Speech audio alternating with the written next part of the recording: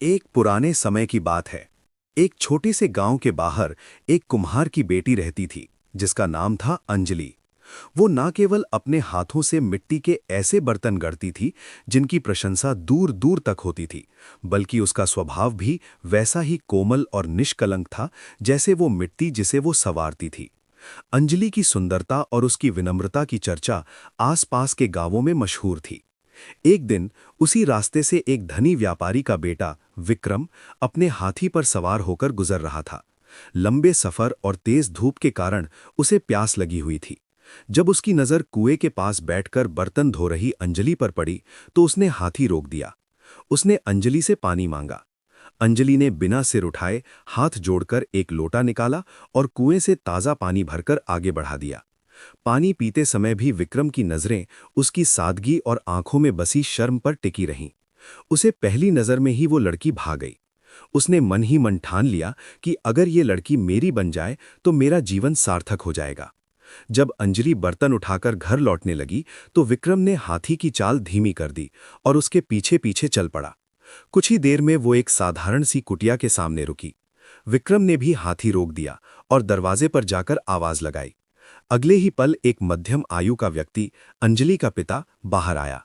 विक्रम ने विनम्रता से कहा, महाशय, मुझे थोड़ा पानी पीने को मिले तो बड़ी कृपा होगी। पिता ने उसे अंदर बुलाया और अंजलि को आवाज दी। अंजलि फिर से झुकी नजरों के साथ पानी लेकर आई और पिता के पीछे चली गई। पानी पीने के बाद विक्रम ने पूछा, क्या ये आपकी पुत्री है? पिता ने हाँ में सिर हिलाया। विक्रम ने आगे पूछा, क्या इनका विवाह हो चुका है? पिता बोले, नहीं, अभी तक कुंवारी ही हैं।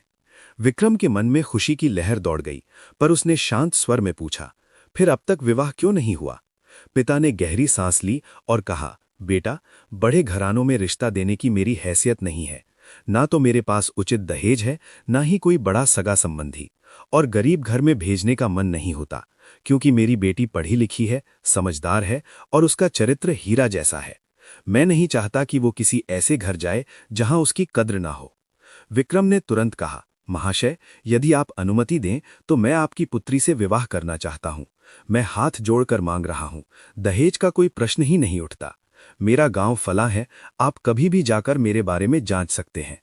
पिता कुछ देर सोचते रहे, फिर बोले, भाई, तुम्हारे वस्त्र और हाथी से लगता है तुम ऊंचे घराने से हो।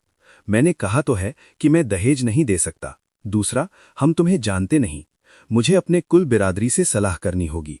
विक्रम ने विनम्रता से सिर झुकाया और विदा लिया। घर लौटकर पिता ने पत्नी और भाई बंधुओं से बात की। सबने कहा, अगर लड़का ईमानदारी से मांग रहा है और दहेज की शर्त नहीं रखता तो हाँ कर दो, लड़की का भविष्य सुधर जाएगा। सबकी सहमति से अंजलि का विवाह विक्रम के साथ तय हो गया।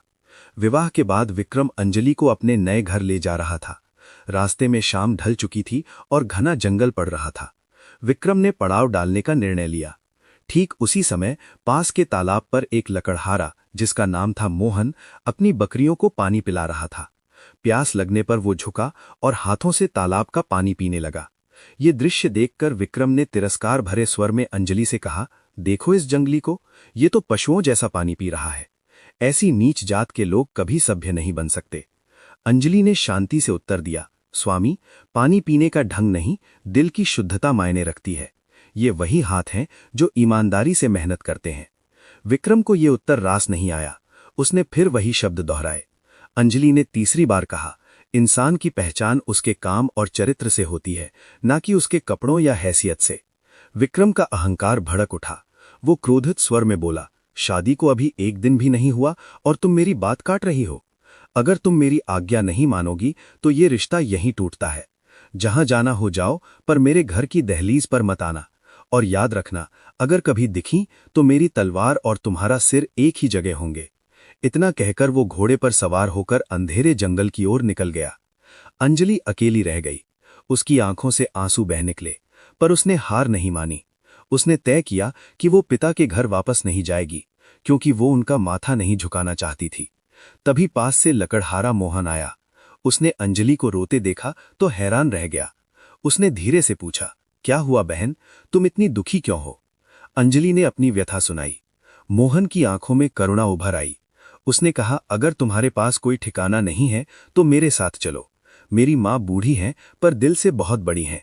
आज से तुम मेरी धर्म बहन हो। अंजलि ने सिर हिला दिया। मोहन की कुटिया पहुंचकर उसकी माँ हैरान रह गईं। मोहन ने सारी बात बताई। माँ ने शुरू में शंका जताई, पर अंजलि की विनम्रता और आंखों में बसे संकल्प को देखकर उन्होंने उसे गले लगा लिया। अंजलि ने वहां रहना शुरू किया। सबसे पहले उसने मोहन को अक्षर ज्ञान दिया, फिर उसे हिसाब किताब, व्यापार के नियम और न्याय की समझ सिखाई। मोहन मेहनती था, उसने जल्द ही सब कुछ सीख लिया। 1 साल बाद अंजलि ने कहा, अब इन बकरियों को बेच दो। मोहन ने वैसा ही किया। उस धन से अंजलि ने एक छोटा सा कारवां बनवाया, जिसमें मोहन सूखी लकड़ी, शहद और जड़ी बूटियों का व्यापार करने लगा। कुछ ही महीनों में मोहन का नाम आसपास के राज्यों में गूंजने लगा। उसी समय राजा वीरसेन की राजधानी में एक बड़ी समस्या थी। राज्य की सीमा पर डाकुओं का आतंक बढ़ गया था और व्यापारी रास्ते छोड़ रहे थे। राजा ने घोषणा की, जो भी इस समस्या का स्थायी हल लाएगा, उसे मैं अपना मुख्य सलाहकार बनाऊंगा और अश्वारोहण की परीक्षा में प्रथम स्थान देने वाले को राज्य का रक्षक नियुक्त करूंगा। मोहन ने ये सुना तो वो अंजलि के पास गया। अंजलि ने मुस्कुराते हुए कहा, जाओ भाई, तुम्हारा समय आ गया है। पर याद रखना, राजा के आगे घमंड मत दिखाना। सच्ची विजय विनम्रता में है। मोहन राजदरबार गया। उसने न केवल डाकुओं के छिपने के रास्तों का पता लगाया, बल्कि एक ऐसी रणनीति बनाई जिसमें स्थानीय ग्रामीणों को सुरक्षा दल में शामिल किया गया, जिससे राजकोष पर बोझ नहीं पड़ा। राजा प्रभावित हुआ। परीक्षा के दिन मोहन का घोड़ा राजा के घोड़े के ठीक पीछे रहा, कभी आगे नहीं निकला। दौड़ के अंत में राजा को प्यास लगी। तभी मोहन ने अपनी पगड़ी से पानी निकालकर राजा को पिलाया। राजा की आंखें नम हो गईं। उसने तुरंत मोहन को राज्य का प्रधान रक्षक और मुख्य सलाहकार नियुक्त किया। दरबार के पुराने अफसर हैरान थे, पर राजा ने कहा, मैंने बुद्धि और निष्ठा देखी है, ना कि कुल या धन। मोहन घर लौटा तो अंजलि की आंखों में संतोष था। उसने कहा, भाई, अब तुम्हारे कंधों पर राज्य की जिम्मेदारी है। कृपया सीमा चौकियों पर एक विशेष आदेश जारी करो। जब भी विक्रम नाम का व्यापारी सीमा पार करे, उसे राजकीय अतिथि के नहीं, बल्कि राज्य के नियमों के तहत जांच के लिए रोका जाए। मोहन ने बिना कोई सवाल किए आदेश जारी कर दिया। कुछ महीने बाद विक्रम का व्यापार उसकी लापरवाही और घमंड के कारण ढह चुका था। वो कर्ज में डूबा हुआ था। उसने सोचा कि दूसरे राज्य में जाकर नया सिरा शुरू करूंगा।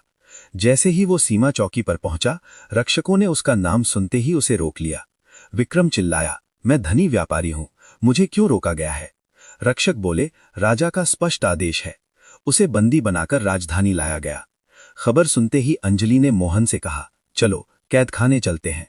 जाते समय अंजलि ने वही सादा सूती वस्त्र पहने जो विवाह के दिन पहने थे।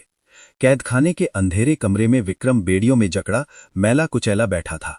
जैसे ही दरवाजा खुला, उसने सिर उठाया। सामने राजकीय वस्त्रों में मोहन और उसके बगल में अंजलि खड़ी थीं। विक्रम की सांसें रुक सी गईं। उसने कांपते स्वर में कहा, तुम अंजलि? अंजलि ने शांति से कहा, हाँ विक्रम, मैं वही हूं जिसे तुमने जंगल में काबिल नहीं कहकर छोड़ दिया था। और ये वही है जिसे तुमने पशुओं जैसा कहा था। आज वही पशु इस राज्य का रक्षक है और तुम उसी के कैदी हो। विक्रम का सिर शर्म से झुक गया। उसकी आंखों से आंसू बह निकले।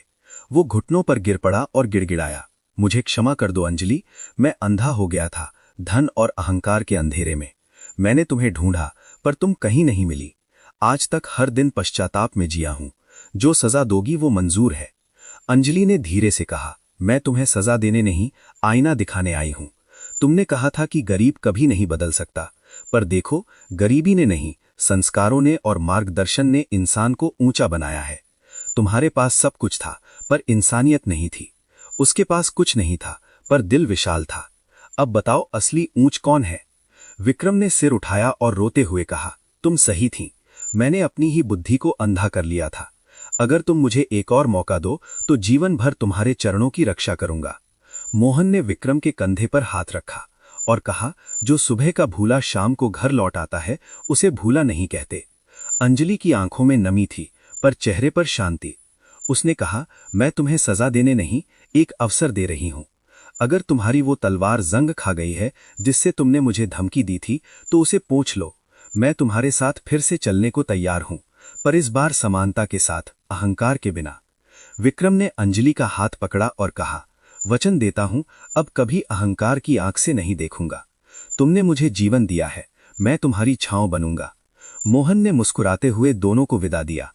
अंजलि ने साबित कर दिया कि एक स्त्री केवल सहन नहीं करती, वो दर्द को सीढ़ी बनाकर अपने और दूसरों के जीवन को ऊंचा करती है। विक्रम ने अपना व्यापार पुनः खड़ा किया, पर इस बार गरीब कारीगरों को साझीदार बनाया, दहेज की प्रथा का विरोध किया और राज्य की सेवा में अपना धन लगाया। निष्कर्ष: इंसान की पहचान उसके वस्त्रों, धन या पद से नहीं, उसके संस्कारों, विनम्रता और मुश्किल समय में दिखाई देने वाली इंसानियत से होती है। अहंकार इंसान को अंधा कर देता है, जबकि विनम्रता और ज्ञान उसे अमर बना देते हैं। कोई भी इंसान छोटा या बड़ा नहीं होता, केवल उसकी सोच और कर्म उसे ऊंचा या नीचा बनाते हैं। और हाँ, एक शिक्षित, संस्कारी स्त्री केवल घर की शोभा नहीं होती, वो परिवार, समाज और राज्य को नई दिशा देने वाली मशाल होती है।